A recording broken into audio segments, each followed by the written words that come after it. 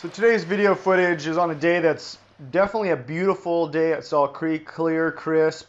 After a little bit of rain a few days back, and the water's blue.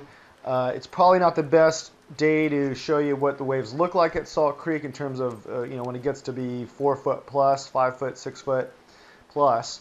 That would probably be a little bit better to explain some of these locations. But today's a nice day to look at it and to break it down, and you might end up on Salt Creek on a small day as well.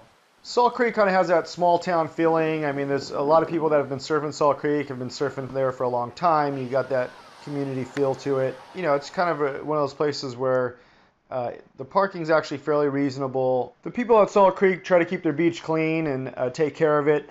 I've seen signs there before that ask people not to take seashells and rocks and things of that sort from the ocean because Dana Point and a lot of the local community are trying to keep the area pristine and intact, as much as possible, considering all the urbanization going on all around them. We're going to cruise on over to Salt Creek today, and we're going to talk a little bit about Salt Creek and how it breaks, and give you a little inside surfing knowledge on the spot. Salt Creek is down at the southern tip of Laguna, actually pretty much on the border of Laguna and Dana Point, and basically there's a range of bluffs along that part of the coast, and Salt Creek is a place where you come off the main highway, you park up top. There's these days a large hotel right on the cliff there, and then there's a cement path, a nice cement path actually, that goes from the top of the bluff where the parking is at and then drops down into the beach area. These days they make it really nice. There's grass on one side, basketball courts. Coming down the trail, you start to get a good view of the beach, and it starts to open up for you. The first thing you see is a place called Middles, and then over to the right you'll see a place called Gravels. And once you get down a little bit lower, you then open up, the view will open up a little bit more, and you'll see over to the left, you can actually see the point that comes off basically from where the hotel is on the cliff, drops down, and then you've got a rock formation that kind of jetties out. In some cases it may not be visible, but there is a rock jetty there that will peek out and suck up once you get some waves coming through there or the tide drops out. First thing we're going to talk about is the point over on the left side. The point basically has a nice wave that rolls in. I mean, it takes a few things for this place to come together. A lot of times if all the elements aren't in line, that wave will actually be a little mushy, may not have the kind of ride or the vertical face that you might be hoping for, and kind of be a little slower. So when things do come together though, that point can open up. That point can basically cause waves to break from anywhere left of that point through that point, and then rip and build back up and rip right in through the inside and take you over to the next section that we're going to talk about in a minute, which is Middles. So that wave to me is really the wave that Salt Creek is about. I think when that wave opens up, that left is awesome. It has a couple unique attributes to it that are different from some of the other places that you might surf that are point breaks as well, so it's kind of interesting. And so for the main point, I think one of the personalities of the point, or the personalities of the people that surf Salt Creek a lot, is it's one of those situations where you might catch a mackin' bombing set out the back, way past the point. You drop in on the left, you're building your moves, you're building your momentum, and as you pass the point, what ends up happening at Salt Creek is that it'll kind of reform behind you. And so a lot of times you could be coming down, you were the only guy on the wave, it was your wave, everybody, you might even get the cheer or the root, and you start ripping around 2 or 3 turns later, you're looking down the line, you take a look back because maybe you're going to work with this section behind you, and you might notice that there's a grom, or some of the locals might actually be catching that reform on the inside, and either you're going to be so far ahead, or you might have fallen by then, or what have you, and they're ready there basically to take on the wave. And in some cases you might get confused, turn back and go, whoa, I'm dropping in on somebody, and actually pull out, forfeiting your wave to the guy who actually kind of shoulder hop behind the peak. Again, that's one of the nuances of Salt Creek, a place where you can kind of snug up to, and also in case the guy's out the back, miss a wave, fall down, you can be ready to actually catch that wave way deep on the inside and jump right into a wave that's a little more grindy than it would have been if you would have caught it outside anyways.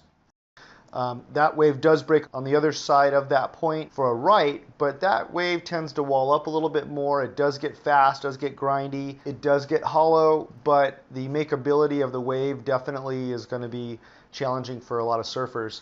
That has a bottom over on that left side of the point that has either sand and some scattered boulder or rocks throughout the mix that could cause a little bit of consequence, but for the most part, if you're somebody who's willing to surf that area and do it, you probably figure out how to navigate through all the different obstacles in that little section.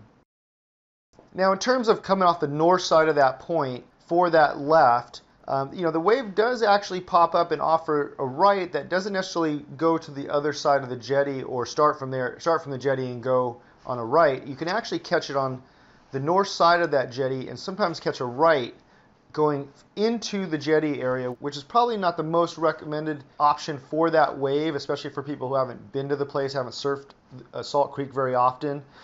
It can get a little treacherous. You definitely have to know your pull-out point before you get too slotted or basically headed for boulders. So usually you can hit that right. You might be able to get covered up, come out, pop a trick or two, but at some point the wave is either going to let you out or you're going to need to turn and be able to maneuver out of there before you go slamming into all the action over there.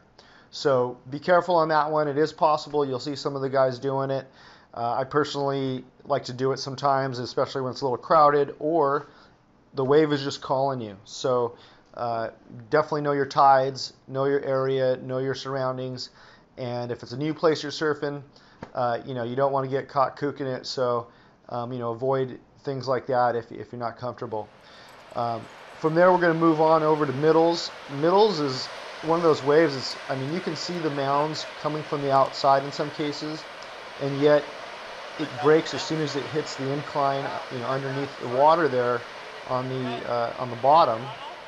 When it hits the incline on the bottom of the ocean floor, as it's hitting the shore, that wave jacks up, and in a lot of cases will feel like it's doubling up on you.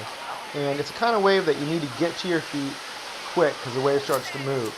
And the wave, in many cases, can actually get hollow. So, if anybody's surfed hollow waves, this is kind of a combination of nice, good size openings that can open up in almost a shore break type of scenario, even though you might not be right at the shore at your takeoff point.